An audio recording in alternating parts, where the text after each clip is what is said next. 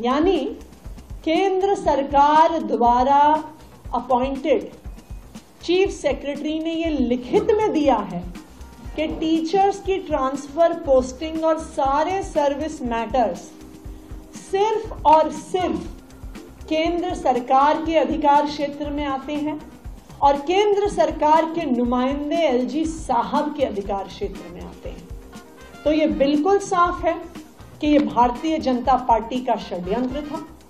लेकिन जब उन्हें समझ में आया कि षड्यंत्र के खिलाफ आम आदमी पार्टी लड़ती रहेगी, तो वो अपने घड़ियालू आंसू बहाने के लिए एलजी साहब के पास गए और उसके बाद बाहर आके झूठ बोल रहे हैं, जबकि सारे कागजात उनके ही अपॉइंटेड अफसरों द्वारा लिखित कागजात ये दिखा रहे हैं कि ट्रांसफर पोस्टिंग केंद्र सरकार द्वारा की गई, उनके एलजी साहब द्वारा की गई और एलजी साहब के आदेश द्वारा की गई। मैं तो उनसे ये भी पूछूंगी, अगर एलजी साहब के पास पावर नहीं थी ट्रांसफर की और हमारे पास पावर थी, तो एलजी साहब ने ट्रांसफर ऑर्डर वापस लेने का आदेश कैसे दे दिया? उसकी पावर उनके पास कहां से आ गई? देखिए, जो सच्चाई होती है ना, उसमें बहुत ताकत होती है। सच्चाई आखिरकार पूरे देश के सामने, पूरी दुनिया के सामने आ ही जाती है और भारतीय जनता पार्टी का ये षड्यंत्र, दिल्ली के सरकारी स्कूलों को तबाह करने का षड्यंत्र आज देश के सामने आ गया।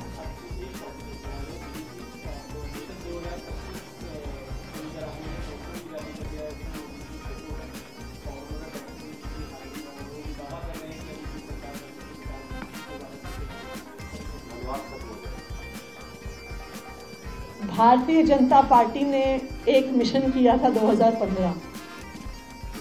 उस मिशन का सक्सेस रेट था 3 आउट ऑफ 70। फिर भारतीय जनता पार्टी ने कहा था, उनका एक बना मिशन 2020, और उन्होंने कहा था अब की बार 45 पार। 45 पार करने निकले थे, 8 पर सीमित रह गए। अब 2025 में जिस प्रकार के कांड वो लगातार कर रहे हैं दिल्ली वालों को परेशान करने के लिए, चाहे वो अपनी हरियाणा सरकार के माध्यम से दिल्ली का पानी रुकवाना हो, चाहे दिल्ली के सरकारी स्कूलों को खराब करने का षड्यंत्र हो, चाहे अपने अफसरों के माध्यम से, अपने एलजी साहब के माध्यम से मोहल्ला क्लिनिक की दवाइयां रोकना हो, ओपीडी के डेटा एंट्री ऑपरेटर्स को हटाना हो, जितने षड्यंत्र भारतीय जनता पार्टी रचेगी, उतना जोर की तमाचा दिल्ली वाले उन्हें मारेंगे।